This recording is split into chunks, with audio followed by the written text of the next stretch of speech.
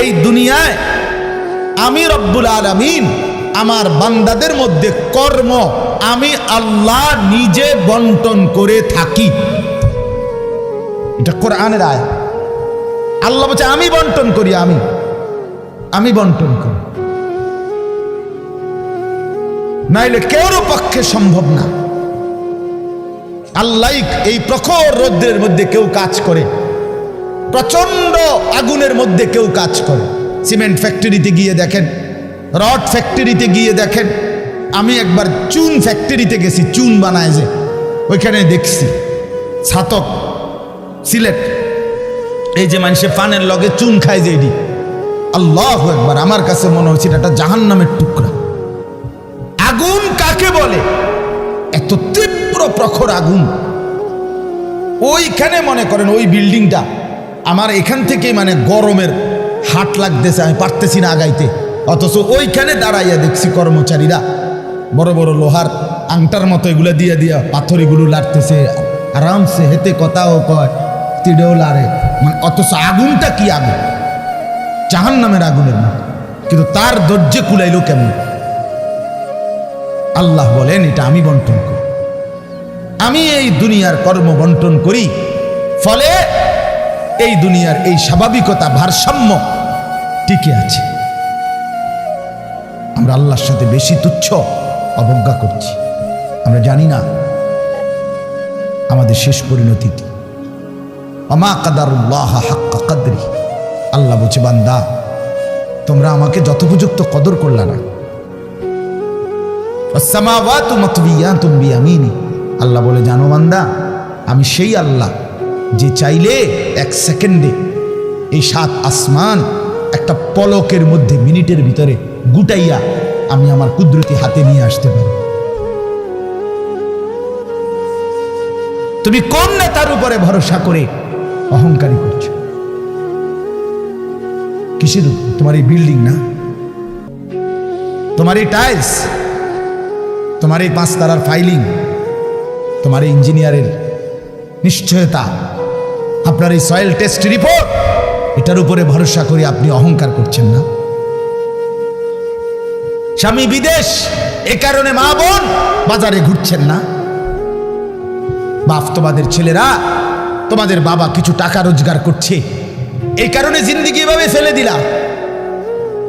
এক ওয়াক্ত নামাজ পড়তে মন চায় না, তাহলে আল্লাহ লাগবে না বন্ধু? না, মালিক লাগবে না? সোজা কথা, অনুভূতি জাগা দরকার দোস্ত, বিবেক জাগা দরকার। বলেন সারা দিনে মোবাইল টিপে জিন্দিগির কি অর্জন হচ্ছে? জীবনটা আমাদেরকে কি পরিমাণ হায়াতের সময় আমাদের নিচ্ছে। আহা যুবক, যদি বুঝতেই হবে বাপ, ও চিরেই বুঝবেন, ও চিরেই বুঝবেন। এই প্রযুক্তি আগে ছিল না, আগামী দিনে থাকবে না। ফেসবুক থাকবে না, ইউটিউব থাকবে, যেহেতু আগে ছিল না, সামনেও থাকবে না। কত প্রযুক্তি তো নাই। ফিতাওয়ালা সেই ক্যাসেট এখন নাই। তখন কি ফিতাওয়ালা ক্যাসেটওয়ালারা ভবিষ্যৎবাণী করছিল যে এটা আর থাকবে না? পাতলা পাতলা যে সিডি, এগুলো তো এখন নাই। তখন কি ওই সিডিওয়ালারা ভবিষ্যৎবাণী করছিল যে এগুলো থাকবে না? এটাও থাকবে। ওয়াখলুকুকুম মা লা তা'লামুন, কুরআনুল কারীমে আছে আল্লাহ তাআলা বলেন ওয়াল খাইলা ওয়াল বিগালা ওয়াল হামিরা লিতারকাবুহা ওয়া জিনা, আমি আল্লাহ তাআলা গাধা, ঘোড়া, খচ্চর তোমাদের যানবাহনের জন্য দিয়েছি। মজার কথা হলো এরপরে আল্লাহ বলছে এরপরে আমি অচিরেই সামনে আরো অনেক কিছু বানাবো, সৃষ্টি করতে থাকবো যা তোমরা জানো না। মুফাসসিরিনে কেরাম বলে এই কথাটাই প্রমাণ করে কোরআনের যে পৃথিবীর কোনো আধুনিকতাই এখানে শেষ হবে না, এর চাইতে আবার আগে বাড়বে, আরো সামনে হবে। বুঝেন নাই কথাটা? আধুনিকতা এখানে শেষ, এখানে শেষ, বরঞ্চ ইসরাফিলের ফু পর্যন্ত উৎকর্ষ আধুনিকতা বাড়বে, আরো আসবে, আরো আসবে, আরো আসবে। আর কি হইতে পারে আপনি দেখবেন। আমার তো মনে আছে প্রথম যেদিন আমারে প্রথম 2-4 বার শুনাইছিল যে মোবাইলের মধ্যে ছবি দেখা যায় বিদেশ থেকে কথা কইলে, যিনি কথা কইতেছে, আমি হাসি দিয়ে উড়ে দূর বেটা বেউকুফ বেটা কি কস না কস। কিন্তু পরে দেখলাম এটা একটা ডাইলবার। এখন তো এটা কোলের বাচ্চাও বোঝে তার আব্বুর ছবি দেখা যাইতেছে বিদেশ থেকে, ঠিক কি না বলে?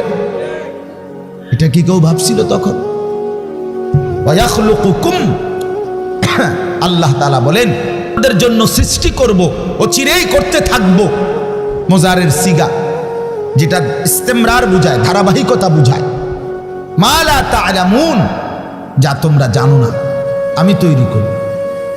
ওয়াল্লাহু ইয়ালামু ওয়া আনতুম লা তা'লামুন, আল্লাহ বলে আমি জানি তোমরা জানো না। তোমরা জানো মানুষের কোনো আবিষ্কার, এটা মানুষের সত্তাগত আবিষ্কার নয়, বরং আল্লাহর ফয়সালা। এই জন্য আল্লাহ তাআলা যাকে দিয়ে যা করাবেন দুনিয়ায় তা আল্লাহই করাচ্ছেন। কসম খোদার, এটাই সত্য। এই বন্ধু বিশ্বাস করো, এটাই সত্য। এজন্য যে ট্রাক বানাইতে পারছে সে মোবাইল বানাইতে পারবে না। বলে তুমি এত বড় ট্রাকের মতো একটা এত বড় যন্ত্র মেশিন বানাইছো, একটা গাড়ি বানাইতে পারলে তো এই ছোট্ট মোবাইলটা তুমি বানাইতে পারতা না? সে পারবে না। আল্লাহ তাআলার কুদরত এটা। কোরআনে আল্লাহ বলছেন নাহনু কাসামনা বাইনাহুম মাঈশাতাহুম ফিল হায়াতিদ দুনিয়া। আল্লাহ বলে এই দুনিয়ায় আমি রব্বুল আলামিন আমার বান্দাদের মধ্যে কর্ম আমি আল্লাহ নিজে বন্টন করে থাকি। এটা কোরআনের আয়াত। আল্লাহ বলছে আমি বন্টন করি, আমি বন্টন করি, নাইলে কেউর পক্ষে সম্ভব না। আল্লাহ এই প্রখর রৌদ্রের মধ্যে কেউ কাজ করে, প্রচন্ড আগুনের মধ্যে কেউ কাজ করে। সিমেন্ট ফ্যাক্টরিতে গিয়ে দেখেন, রড ফ্যাক্টরিতে গিয়ে দেখেন। আমি একবার চুন ফ্যাক্টরিতে গেছি, চুন বানায় যে, ওইখানে দেখছি ছাতক সিলেট, এই যে মানুষে পানের লগে চুন খায় যে, এটি আল্লাহু আকবার, আমার কাছে মনে হচ্ছে এটা জাহান্নামের টুকরা। আগুন কাকে বলে? এত তীব্র প্রখর আগুন। ওইখানে মনে করেন ওই বিল্ডিংটা আমার এখান থেকে মানে গরমের হাট লাগতেছে, আমি পারতেছি না আগাইতে।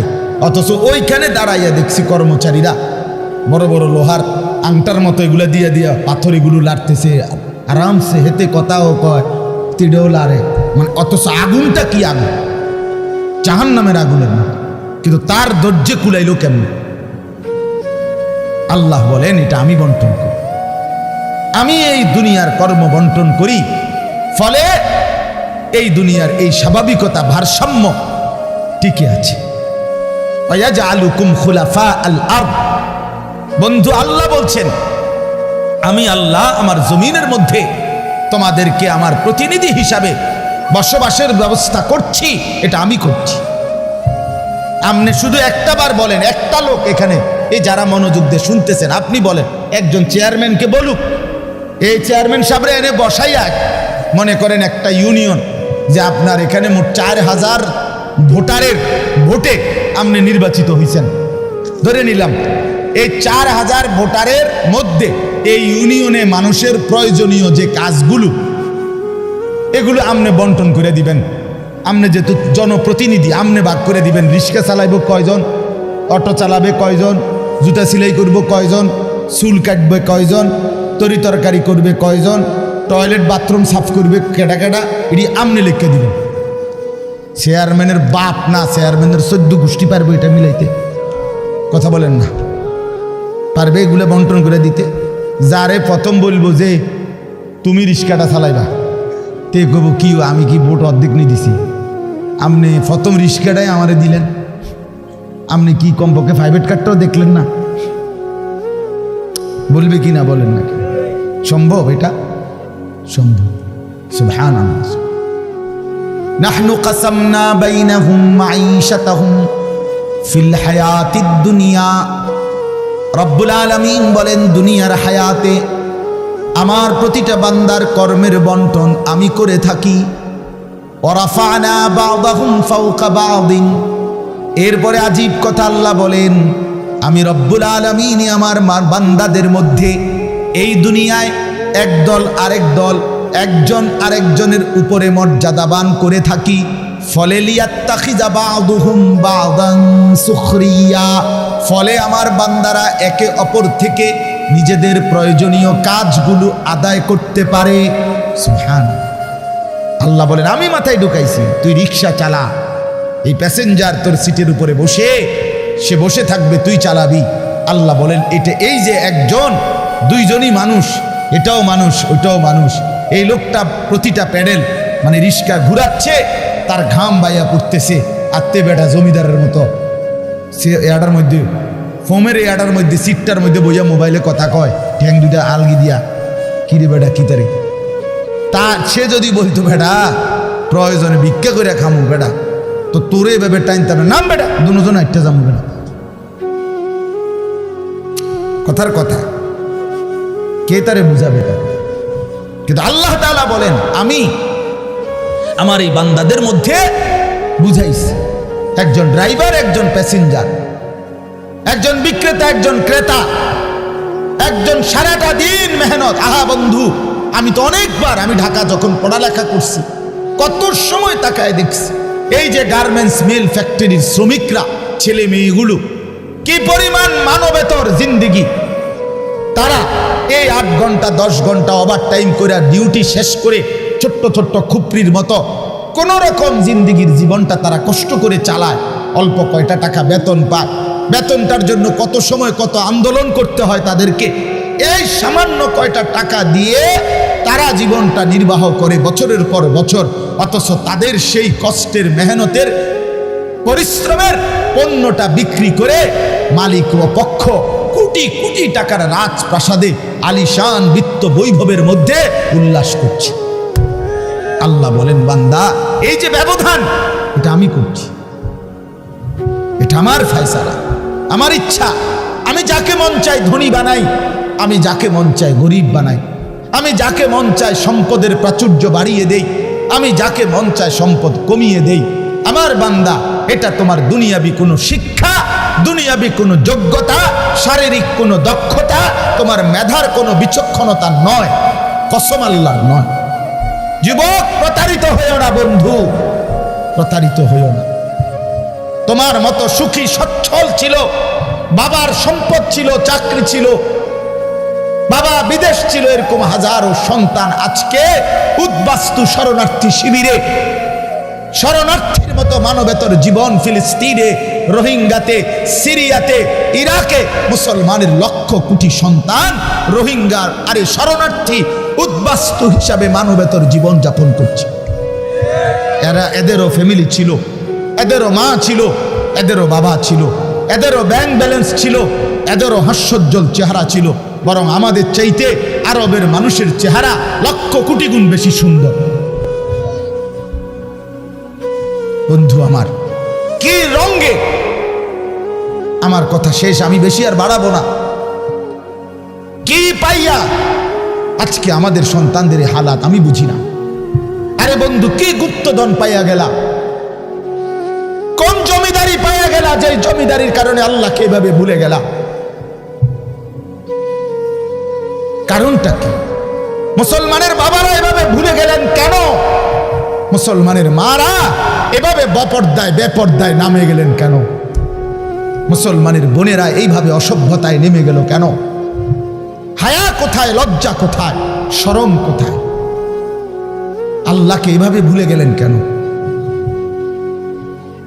যে ঘরে বাপ মা জীবিত, অথচ ক্ষুধার 365 দিনে একটা বছরে, একটা 16 বছরের 18 বছরের ছেলে মেয়ে, আহা, আপন মা বাপ জীবিত থাকতে কোনোদিন একটা বছরে ফজরের নামাজ পড়ল না।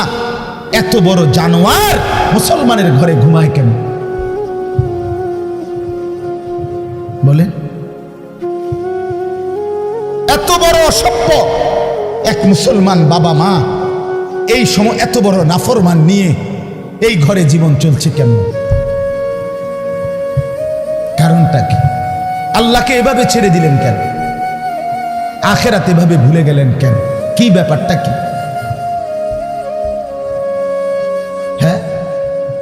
এই পৃথিবীর চারদিকে চতুর্দিকে যদি মুসলমান মজলুম হয়, নির্যাতিত হয়, তা আমরা কি মাটির মধ্যে না, নাকি আমরা চাঁদের দেশে? আমরা মাটিতে থাকি না উপরে থাকি? তো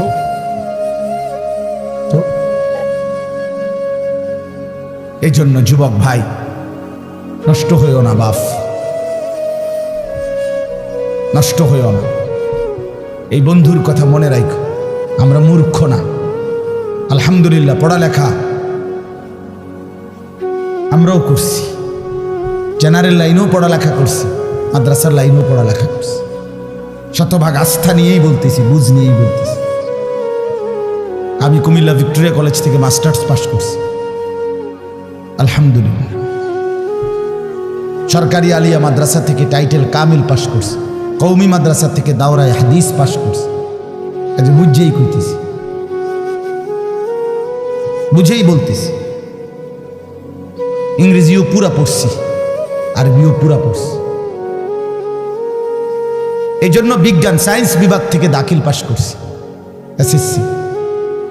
আমি বন্ধু বুঝাইতে চাচ্ছি এই কথাটা অহংকারের জন্য বা ফুটাঙ্গিরির জন্য না, এই বাস্তবতাটা বুঝানো। এই দুনিয়ার এই সবটা মিলাইয়া আজকে যে কয়জন অভিভাবক আছেন অথবা যে কয়জন যুবক ভাই আছেন, দোস্ত, আমরা আল্লাহর সাথে বেশি বাড়াবাড়ি করছি, আমরা আল্লাহর সাথে বেশি তুচ্ছ অবজ্ঞা করছি। আমরা জানি না আমাদের শেষ পরিণতি কি। ওমা কাদারুল্লাহ হাক্কা কদরি, আল্লাহ বলছে, বান্দা তোমরা আমাকে যথোপযুক্ত কদর করলা না। ওয়াসসামাওয়াতু মাতবিয়াতুম বিয়ামিনি, আল্লাহ বলে, জানো বান্দা, আমি সেই আল্লাহ যে চাইলে এক সেকেন্ডে এই 7 আসমান একটা পলকের মধ্যে, মিনিটের ভিতরে গুটাইয়া আমি আমার কুদরতি হাতে নিয়ে আসতে পারি। তুমি কোন নেতার উপরে ভরসা করে অহংকারী করছো? কিসের উপর? তোমার এই বিল্ডিং না, তোমার এই টাইলস, তোমার এই 5 তারার ফাইলিং, তোমার এই ইঞ্জিনিয়ারের নিশ্চয়তা, আপনার এই সয়েল টেস্ট রিপোর্ট, এটার উপরে ভরসা করে আপনি অহংকার করছেন না? স্বামী বিদেশ, এ কারণে মা বোন বাজারে ঘুরছেন না? বাপ, তোমাদের ছেলেরা, তোমাদের বাবা কিছু টাকা রোজগার করছে, এই কারণে জিন্দিগি এভাবে ফেলে দিলা। এক ওয়াক্ত নামাজ পড়তে মন চায় না, তাহলে আল্লাহ লাগবে না বন্ধু? না,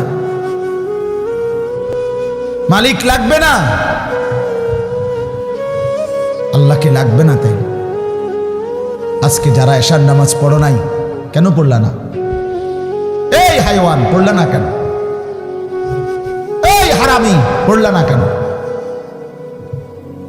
সারাদিনে এক ওয়াক্ত নামাজ পড়ো নাই যে? তোমার চাইতে নিকৃষ্ট মানুষ, নির্লজ্জ মানুষ আর কে হইতে পারে?